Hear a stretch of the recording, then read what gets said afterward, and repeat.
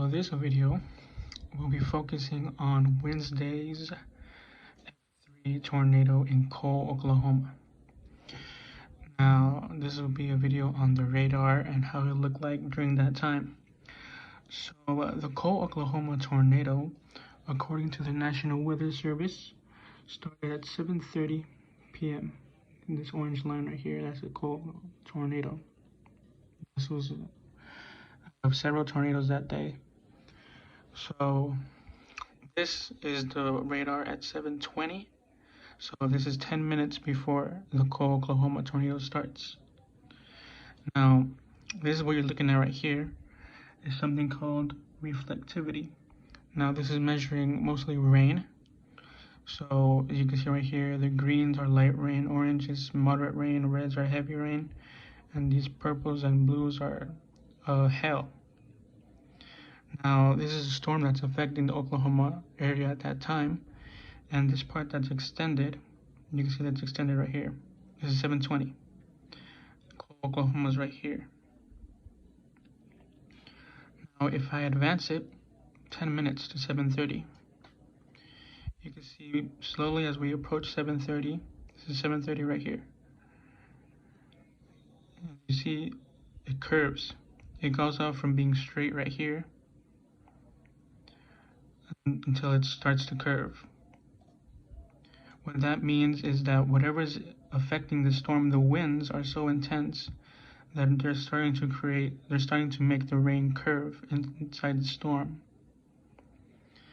Now, the tornado starts at 7:30. It hits Cole, Oklahoma at 7:45. So if I advance it to 7:45, you can see, look, this is 7:45 right about here. And look at that. This is what's called a hook. If I zoom in, you can see this purple thing that I'm drawing. You can see it curves. It curves, and here in this you can see this orange ball right here. That's a tornado right there, and it's curving. That means that the winds are so strong that it's creating a curve in the storm. The winds are going around whatever was here. And this doesn't always mean a tornado, but this always means that a tornado is likely. But to measure tornado more accurately, here I'll zoom in, is you use something called velocity. Now if we switch to velocity, and we go back to 7:20. Now the way velocity works is, you see this right here, this is the station. And all this red and green, what this means is the direction of the wind. So green is winds going towards the station, and red is wind going away from the station. Now this orange, it's red right here, but this bright orange color here is winds that are strong. Now, this is maybe rotating, but this is 10 minutes before the tornado. It's maybe rotating, but it's very broad. It's like not very well defined. But as you move closer to 7:30, you can see there's this bright orange color, and this bright green color.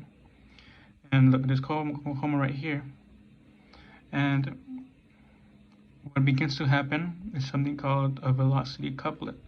That means here the tornado is forming. Here the tornado has formed. I mean, 7:30 now.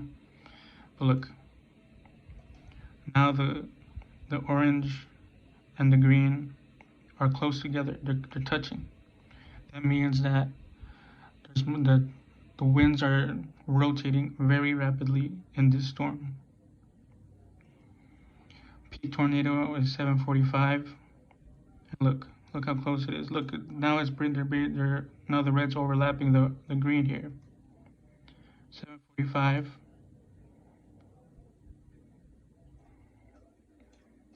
It's right over Cole.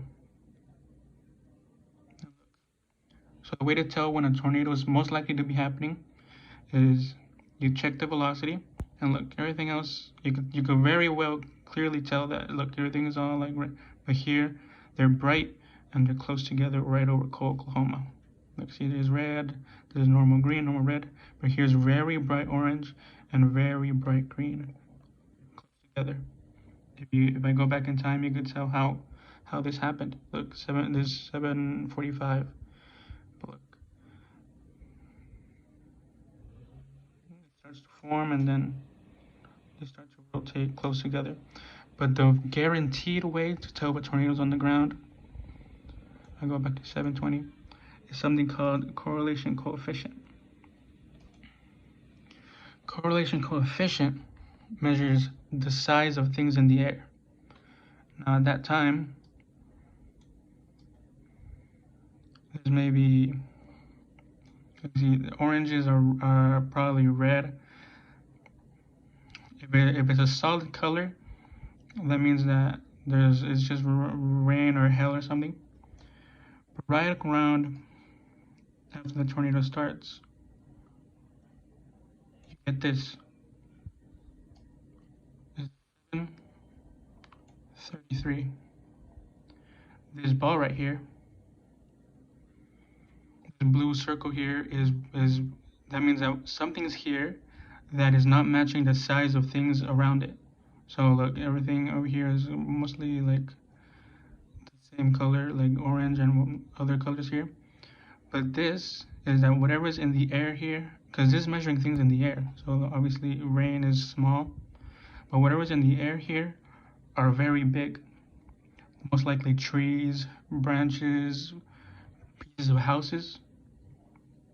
And as you can see, this blue ball goes right over Cole. Now this is 7:43.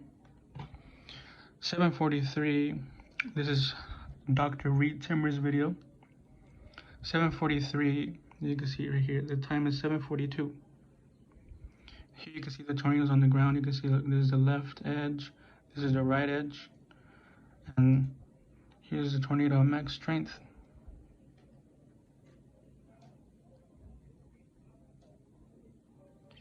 Now, a blue ball doesn't always mean anything, so what you have to do is match it up. So this is 7:43. There's a blue ball right over Cole. Is that a tornado? Well, to make sure, okay, let me draw a circle around Cole, around this blue ball at 7:43. If I check velocity at 7:4, okay, so there's a blue ball at 7:43 over Cole. What's over Cole at 7:43? A couplet. The reds and greens are right over each other. 7:43. Let me just double check. 7:43. It matched right where the blue ball was. So that means that, yes, there's a tornado on the ground right there. So that's how you know.